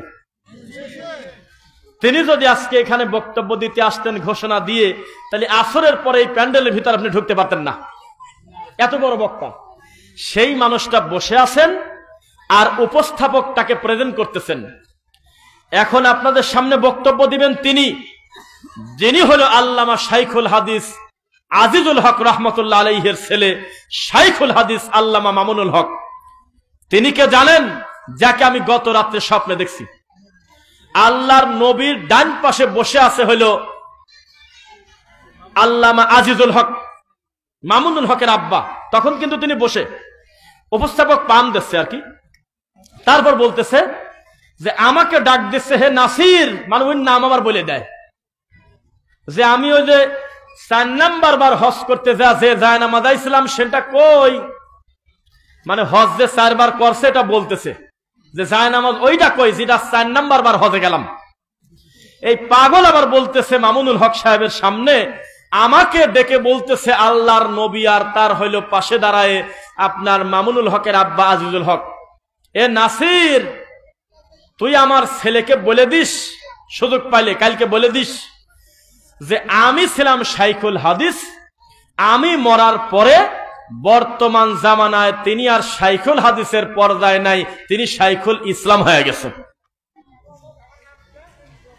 একটা প্রতিবাদ করল না, একটু খারাপ লাগলো, কারণ তার যে ভয়েস আর তার যে ব্যক্তিত্ব আর তার যে বক্তব্যের গতি, তিনি বেশিরভাগ দায়িত্বশীল কথাই বলেন ভালো।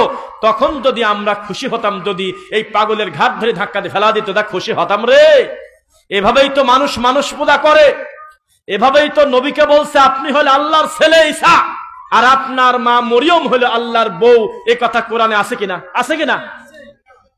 বাড়াবাড়ি তো মানুষকে মানুষ পূজায় নিয়ে আসে। স্বপ্ন কোনো মানুষের ওহি না, ওহি স্বপ্ন কোনোদিন কোনো হালাল হারামের জিনিস না। স্বপ্ন দেখে নাই, আসলে শয়তানি করে ওনাকে খুশি করতেছে। আপনারা বোঝেন না এই ব্যাপারটা?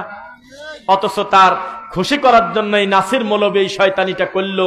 তাই আপনাকে আমি বোঝাতে চাই, সাবধান, খবরদার, জীবনে মানুষ পূজা করবেন না। বলেন ইনশাআল্লাহ।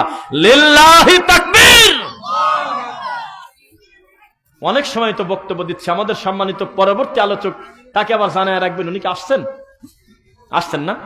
আমরা তো আসলে ওই বক্তা না যে এখানে মাইক পাইছি, কানে হাত দিয়ে 2 ঘন্টা ভরে বক্তব্য দেব আর কমিটিকে বলবো এই গল্প শেষ করব না, আগামী বছর দাওয়াত দিলে ফিনিশিং দিয়ে যাব না। 1 ঘন্টা কথা বলা যথেষ্ট, যদি সেটা দিনের কথা হয়, আল্লাহর কথা হয়। কি তো আমরা কথা বলার একটা পর্যায়ে আসি। আপনি মোটামুটি ওনাকে প্রস্তুত রাখেন, ঠিক আছে? একটু কষ্ট করে বা কাউকে পাঠিয়ে দিয়েন। আমরা দীর্ঘ সময় মানুষকে কষ্ট দেব না। আমাদের একটা গুরুত্বপূর্ণ ইবাদত আছে সামনে, হলো ফজরের সালাত। আমরা এটাতে বিশ্বাসী না যে 3 ঘন্টা 2 ঘন্টা ধরে ওয়াজ করে রাত বেজে যাবে 1টা 2টা, তখন বক্তা বলবে এত বড় গল্প আজকে শেষ করা গেল না, আগামী বছর এসে গল্প করব। এই দেখেন সবাই তাকান আমার দিকে, এখন আমি বিদআতের দিকে আগাবো, শুনবেন ইনশাআল্লাহ। একটা ভয়াবহ বিদআত অনুষ্ঠান হয় যেই মাসকে কেন্দ্র করে, এই মাসের নাম হলো মুহররম মাস।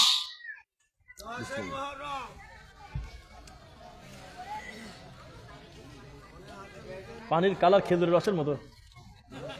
আলহামদুলিল্লাহ, না ঠিক আছে, আলহামদুলিল্লাহ। খেয়াল করেন কি মাস? মুহররম। 10ই মুহররম উপলক্ষে আমাদের এই দেশে যত বিদআতি পরিবেশ তৈরি হয়, অন্য কোনো মাসে এত হয় না। তবে আরেকটা দিনে হয়, ওটা মাসে হয় না, তার নাম হলো 12ই রবিউল আউয়াল। আছে কিনা? তো মুহররমের বিষয়টা একটু বলি, শুনবেন নাকি? 10ই মুহররম উপলক্ষে একই গ্রামে 4টা জালসা হচ্ছে।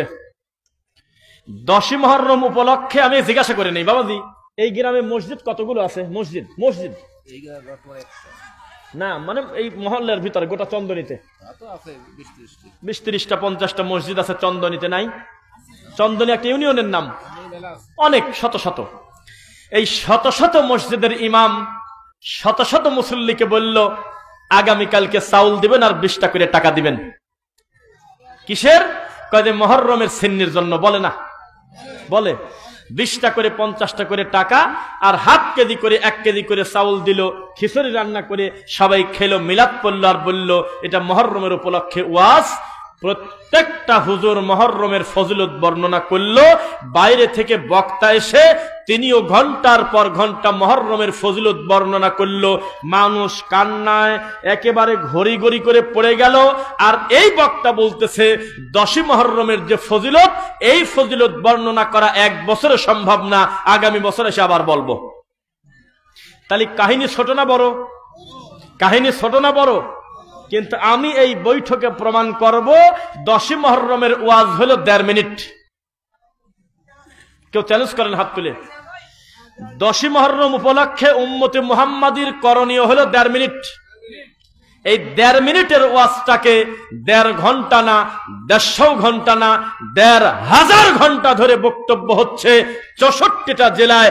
সারা পৃথিবীর বাংলা ভাষাভাষী মানুষ যে যেখানে আছে 80% মানুষ মুহররম পালন করতেছে। অথচ এই ঘটনা ছিল 1.5 মিনিটের। এক, ফেরাউন ডুবে গেল, মুসা নবীকে আল্লাহ মুক্তি দিল, এই খুশিতে ইহুদিরা রোজা রাখলো। মক্কা থেকে নবী মদিনায় গেল, ইহুদিরা রোজা আছে, কারে তোমরা রোজা কেন? নবী বললেন যে আপনি জানেন না আমরা আমাদের নবী মুক্তি পাইছে আর ফেরাউন ডুবে মরছে, এই খুশিতে রোজা রাখি। নবী বললেন আরে মুসার ব্যাপারে আমরা হলো বেশি ভালোবাসার হকদার, মানে আমাদের রাজবাড়িতে বলে মায়ের থেকে মাসির দরদ বেশি, আরে আমি আমার ভাইকে বেশি ভালোবাসি, আগামীবার থেকে আমরাও রোজা রাখবো। ওয়াজ শেষ। দেখি কেউ হাত তুলে বলেন তো দেখি আর ওয়াজ আছে? নবীজি বললেন আমি বেঁচে থাকলে আমি 2টা সিয়াম পালন করব। কই আর ওয়াজ আছে বলেন? শেষ। মুহররমের ঘটনা নাই। তো হুজুর একবার আদম নবীর গন্ধম গাছের কাছে যায়, আবার টান দিয়ে চলে যায় কারবালায়, আবার চলে যায় ইউনূস আলাইহিস সালামের মাছের পেটে, আবার যায় ইয়াকুব আলাইহিস সালামের গায়ে পোকা লাগায়, আবার যায় নবী সাল্লাল্লাহু আলাইহি সাল্লামের নাম আরশের গায়ে লেখা। কত রং ঢং করে প্রায় 42টা জাল হাদিস দিয়ে আমাদের দেশের বাংলা খুতবার বই বানাইছে। কন নাউজুবিল্লাহ। এত বড় হার্ড কথা বলা থাক দরকার নাই, এটা নরম করে দেই নাকি? অন্য কথা বলি। বিদআত কত বড় ভয়াবহ জিনিস। মান কাযাবা আলাইয়া মুতাআম্মিদান ফালিয়াতাবাওয়া মাকাদাহু মিনান নার। পৃথিবীর আর কোন পাপীর ব্যাপারে শাস্তি এত ভয়াবহ বলা হয় নাই। কেউ যদি নবীর নামে কোনো কথা বলে, এই কথা যদি নবীর না হয়, তার থাকার জায়গা কোথায়? কোথায়? থাকার জায়গা জাহান্নাম। তাহলে মানুষ হিসেবে আমাদের ভুল ভ্রান্তি থাকবে, তবে নবীর উপরে আমরা মিথ্যা অপবাদ দেব না। মনে থাকবে ইনশাআল্লাহ। সমাজে যেই সমস্ত ভুল ভ্রান্তি আমাদের আছে, আমরা অন্তরটাকে প্রশস্ত করে ভুলটা সংশোধন করে ফেলবো, বলেন ইনশাআল্লাহ। সম্মানিত আলোচক সাহেব আসতেন, আসেন শেখ, আসেন। তাহলে আপনাকে আমি যেটা শুরুতে বলেছিলাম, পৃথিবীর একটা আশ্চর্যজনক পাপ আছে বিদআ। যেই পাপ করলে তার ইবাদত কবুল হয় না, যেই পাপ করলে নবীর কাছ থেকে হাউজে কাউসারের পানি পাওয়া যায় না, যেই পাপ করলে নবী সাল্লাল্লাহু আলাইহি সাল্লামের শাফাআত পাওয়া যায় না। আর একটা বড় পাপ আছে যার নাম হলো শিরক। যেই পাপটা করলে আল্লাহ বিচারের মাঠে তাকে পবিত্র করবেন না। শিরক হলো সবচেয়ে বড় পাপ। বোঝা যাচ্ছে? একটি কথা বলি, 80 ঘরকে আপনারা কি বলেন মুরব্বী? 40 দিনের আগ পর্যন্ত বাচ্চা ডেলিভারি হওয়ার পর মা তার বাচ্চাকে নিয়ে যে রুমে থাকে, রুমকে কি বলেন? 80 ঘর, 80 বাড়ি। এই 80 বাড়িতে আমরা 2 চোখ দিয়ে দেখেছি একটা সময় গরুর দাঁতের হাড় রাখতো, কাঁচি রাখতো, লোহা রাখতো। তো এটা আপনি বলবেন না যে শিরিক? তারপরে 6 কুলের রাত, হ্যাঁ, গোবরও রাখতো বলে কও। আল্লাহ ক্ষমা করুন, আমি একটা জায়গায় একটা সাবমার্সেবলের সামনে দাঁড়া আছি। সাবমার্সেবল বোঝেন? সাবমার্সেবল করার পরে বালু উঠতেছে, বালু। কেউ কয় যে লেয়ারের এই সমস্যা, কেউ কয় যে আরো কয়েক ফুট বাড়ায় দেওয়া লাগতো, কেউ বলতেছে পাইপটা বেশি গেছে, একটু কম দিলে ভালো হয়তো, বালু পাওয়া গেছে। কেউ বলতেছে বেশ কয়েকদিন টানা ওয়াশ করা লাগবে, আর কেউ বলতেছে অতিরিক্ত পানি ফেলতে ফেলতে একটা সময় আর বালু আসবে না। এর ভিতরে শর্ট করে একটা লোক বলতেছে একটু গোবর দিছিলেন নাকি? কয় জানেন না যে গোবর দিলে পানি ক্লিয়ার আসে? তো এটা কোন নীতি বলেন আপনি? কল্যাণ কার হাতে? নিচের খবর ওই যে গাড়তেছে সেও জানে না, ও বলতেছে আমরা বুঝি না, শতভাগ গ্যারান্টি দেই না। 100টা টিউবওয়েল গাড়তে গেলে একটা না একটা মিস্টেক হয়েই যায়। আল্লাহর ইচ্ছা নিচের খবর তার আমরা জানি না। আর লোক এসে বলতেছে একটু গোবর দিয়ে দেন, পানি ক্লিয়ার আসবে। 6 কুলের রাত, সেই দিন নাকি ফেরেশতারা আসে হলো হিসাব নিতে। ওই দিন 7 রকমের 7 সুতা আর মাজারের পানি যদি রেখে দেওয়া যায়, তাহলে নাকি ফেরেশতারা ভয়তে ভালো তা লিখে চলে যায়। এত বড় কাঁচি দেখছি, লোহা দেখছি। আমার এই ভাই বলতেছে রাজবাড়িরই মানুষ, উনি গোবরও বলে রাখতো। অথচ হিন্দুরা এটা মনে করে যে বাচ্চা যদি ঠিক মতো না হয় তাহলে গোবর খাও। দেখেন নাই মিথ্যা? গোবর খায় দেখছেন নাকি? রানিং লাইভ গরুর পেশাব খায়। এই হলো তাদের জ্ঞান, এই হলো তাদের ওই মন্দিরের ঠাকুরদের বুদ্ধি। আর মুসলমানের বাচ্চা, তার বাচ্চা জন্ম দিয়েছে, আল্লাহ তাকে সন্তান দিয়েছে, শুকরিয়া আদায় করা বাদ দিয়ে এত বড় বড় কাঁচি আর লোহা রেখে দিয়েছে, কয়েকটা জিন আসতে ধরে মারিয়ে দেব। এইরকম শিরিক ছিল কিনা? প্রথম রুটি বানিয়ে তাকে কাউকে খেতে না দিয়ে চালে রেখে দিত। মিথ্যা বলছি না? প্রথম রুটি চালের উপর রাখতেন কিনা? কত ধরনের শিরক, কত ধরনের কুপ্রথা। এখনো পর্যন্ত আপনি মেন রাস্তার উপরে দাঁড়াবেন, দেখবেন যে বহু মালবাহী ট্রাক আছে, ট্রাকের নিচে জুতা ঝুলতেছে। জুতা দেখবেন গ্রামে বহু জায়গায় সুন্দর সিম হয়েছে আল্লাহ দেশে, সুন্দর লাউ গাছ, এই লাউ গাছের মাঝখানে পাতিল দিয়ে একটা ঝাড়ু ঝোলা রাখছে। তো এইগুলি হুজুররা ওয়াজ খুঁজে পায় না, কানে হাত দিয়ে ওরা শোনারে আব্দুল কাদের জিলানীর আব্বা বড়ই খালো নারকেল খালি আমার কি, এটা তো শরীয়তের হালাল হারামের কিছু না। এই জাতি শিরক বোঝে না, বিদআত বোঝে না। 30 বছর আল্লাহকে সেজদা দিয়েছে, এখনো সূরা ফাতিহার অর্থটা বেচারা জানে না, এখনো সেজদা থেকে উঠে বসার টাইম পায় না, চট করে সেজদা চলে যায়, এখনো রুকু থেকে উঠে ঘাটটা সোজা করে না, আবার রুকুতে চলে যায়, মাজারে সেজদা দিয়ে আধা ঘন্টার নিচে মাথা তোলে না। তো তাকে আপনি ভালো কথা বলবেন না? কিন্তু আমাদের সমাজে হয়ে যাচ্ছে ফুল উল্টা। ক্যান্সারের রোগীর হাতে আমাদের হুজুররা নাপা বড়ি ধরা দিচ্ছে, অথচ জাতি শিরকে নিমজ্জিত, বিদআতে নিমজ্জিত। শহীদ মিনারে ফুল দেওয়া বাদ দিয়ে কয় যে ফুল দিলে শিরিক হয়, হুজুররা দেখ কোরআন পড়তেছে। কত ধরনের ভঙ্গিতে দেখি তার হিসাব নাই।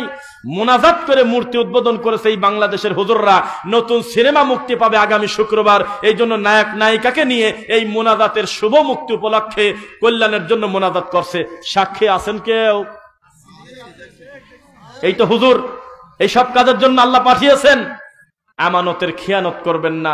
আল্লাহ তুমি আমাদের অতীতের ভুলগুলো ক্ষমা করো। আমার যত বক্তব্য দেখবেন, শতকরা 2-4টা মাহফিলে যদি আমার পরে বক্তা কাউকে রাখে, এই সম্মানী আলোচককে আমি জীবনে 5 মিনিট বসায় রাখি না। আসলে আমি সালাম দিই, তাকে তুলে দেই, এই সম্মান আল্লাহ তাকে দিয়েছে, আমি তাকে কষ্ট দেই না।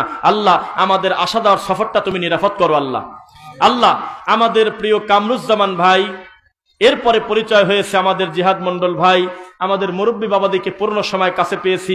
ডান পাশে বসে আছেন আমাদের সম্মানিত ভাই, একেবারে শ্রোতার মতো পুরো বক্তব্য মনোযোগ দিয়ে শুনেছে। আল্লাহ দুনিয়াতে তুমি সম্মান দিয়েছো, আল্লাহ পরকালেও আমার ভাইদের তুমি কবুল করো। আল্লাহ আমার বাবাজিকে তুমি ক্ষমা করে দাও, তাকে তুমি দিনের জন্য কবুল করো। আমাদের শ্রোতা ভাই বোনদের জন্য দোয়া করি, আল্লাহ আমাদের আত্মীয় স্বজন যারা মারা গেছে, শিরক করে নাই, অন্য পাপ করেছে, তুমি ক্ষমা করে দাও। আল্লাহ আল্লাহ যারা অসুস্থ, তুমি তাদেরকে উত্তম শেফা দান করো। আল্লাহ আমরা যারা ঋণগ্রস্ত, তুমি আমাদের ঋণ মুক্ত হওয়ার তৌফিক দাও। আল্লাহ আল্লাহ সুবহানাহু ওয়া তাআলা আমাদের প্রবাসী কামরুজ্জামান ভাই এবং তার পরিবার সহ যারাই দাওয়াতি কাজের সঙ্গে যুক্ত, আল্লাহ সকলকে দিনের জন্য কবুল করো। সুবহানাকাল্লাহুম্মা ওয়া বিহামদিক আশহাদু আল্লা ইলাহা ইল্লা আনতা আস্তাগফিরুকা ওয়া আতুবু ইলাইক। ও আচ্ছা, এটা একটু পরে দেই ভাই, খেয়াল করেন। বাইতুল হিকমা আহলে জামে মসজিদ এন্ড ইসলামিক দাওয়া সেন্টার নির্মাণ কাজ চলতেছে। মূল কথা, আল্লাহর একটা ঘরের কাজ চলতেছে। কত মসজিদের নাম চিশতিয়া মসজিদ, নকশবন্দিয়া মসজিদ, কিন্তু মূলত আল্লাহর ঘর। আমরা হিংসা করব না, আল্লাহর ঘরের রানিং কাজ চলতেছে।